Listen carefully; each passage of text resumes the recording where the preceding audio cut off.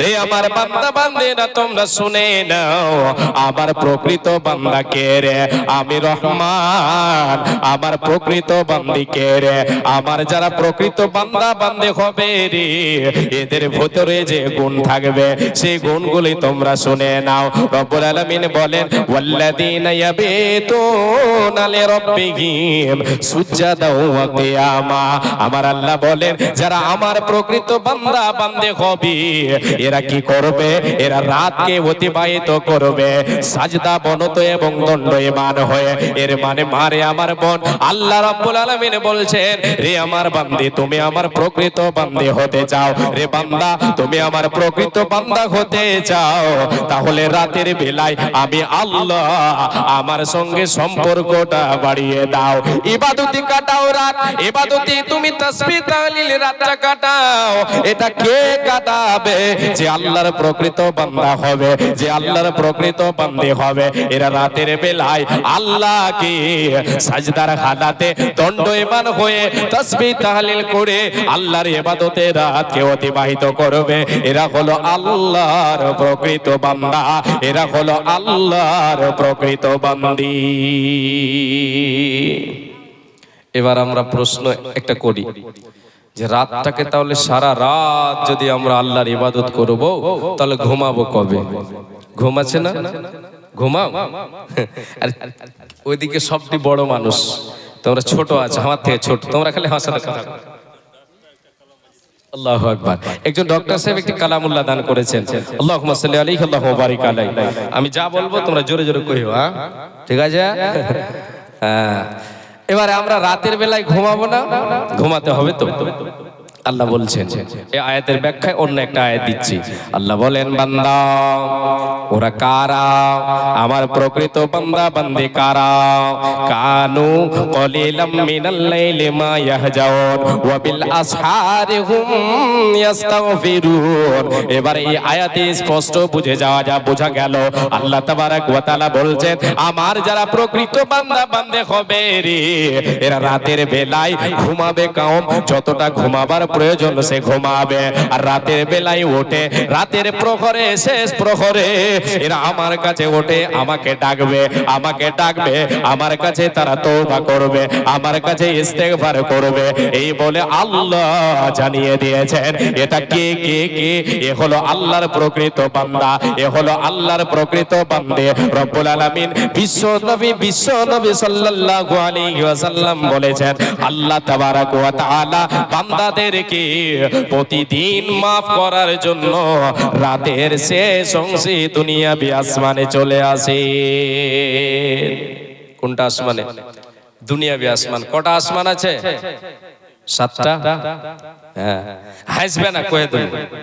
হ্যাঁ, সপ্ত আসমান থেকে আল্লাহ তাবারাক ওয়া তাআলা এই দুনিয়াবি আসমানে চলে আসেন। দুনিয়াবি আসমানে কবে আসেন? কবে? বিশ্বনবী সাল্লাল্লাহু আলাইহি ওয়াসাল্লাম বলেছেন। একবার সকলে আমরা অন্তর থেকে বলি সাল্লাল্লাহু আলাইহি ওয়াসাল্লাম। বিশ্বনবী বলেছেন, আবু মুসা আশআরী রাদিয়াল্লাহু তাআলা আনহু তিনি হচ্ছেন হাদিসের রাবী। আল্লাহর নবী বলেছেন, ইয়ানজিলু রাব্বুনা তাবারাকা ওয়া তাআলা কুল্লা লাইলাতিন ইলা সামাইদ দুনিয়া হিনা ইয়াবকা তুলুতুল লাইলিল আখির ইয়াকুলু মাইয়াদউনি ফাস্তাজিব লাহু মাইয়াসালুনি ফাউতিয়াহু মাইয়াস্তাগফিরুনি ফাগফির লাহু। নবীজি বলেন, রে উম্মত উম্মতেরা শুনে নাও, আমাদের রব আল্লাহ তাআলা তিনি প্রতিদিন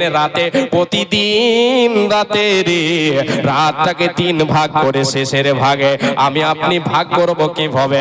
মাগরিব থেকে শুরু করে ফজরের আজান পর্যন্ত এই সময়টাকে 3 ভাগ করে শেষ প্রহরী শেষ ভাগে আল্লাহ তাআলা সপ্তম আসমান থেকে এই দুনিয়াবি আসমানে এসে হাজির হয়ে যান।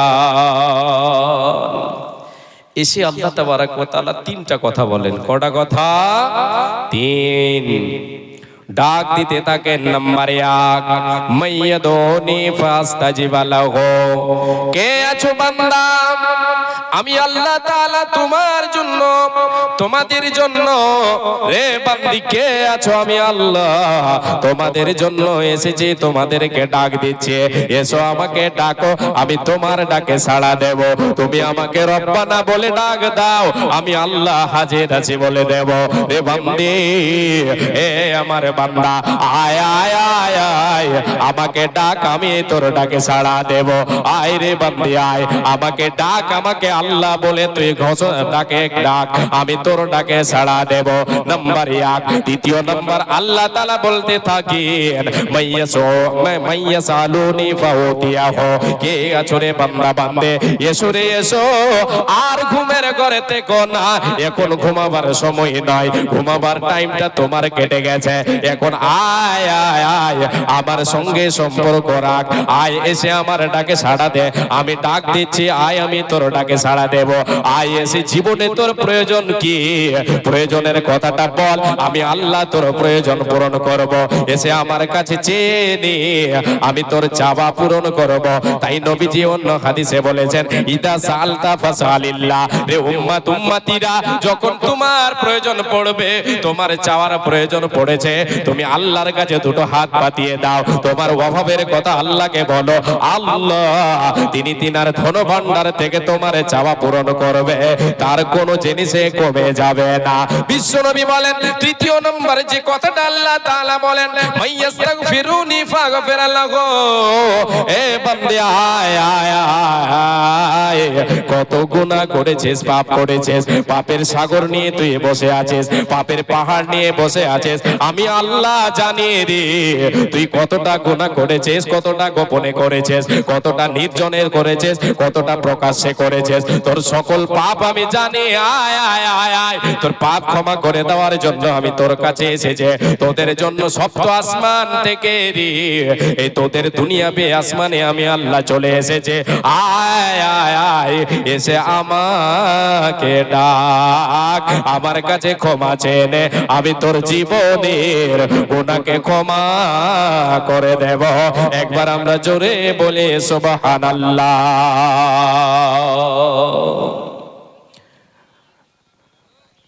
আল্লাহ তাবারক ওয়া তাআলা ডাক দিতে থাকেন। কোন টাইমে?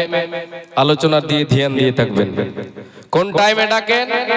আল্লাহ তাবারক ওয়া তাআলা যে টাইমে ডাকেন সেই টাইমটা হচ্ছে এই রাতকে 3 ভাগ করে শেষ ভাগে আল্লাহ তাবারক ওয়া তাআলা ডাক দিয়ে থাকেন।